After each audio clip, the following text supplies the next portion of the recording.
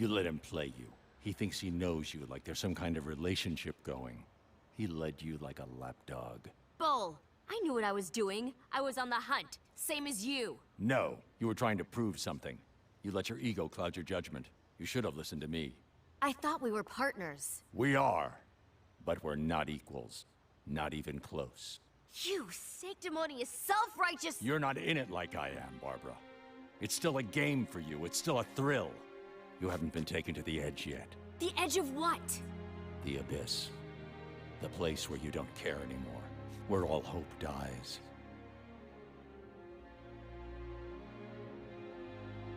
We're done here. You're off the case. No, this isn't over. You can't dismiss me with some metaphysical BS. Why are you doing this? I told you.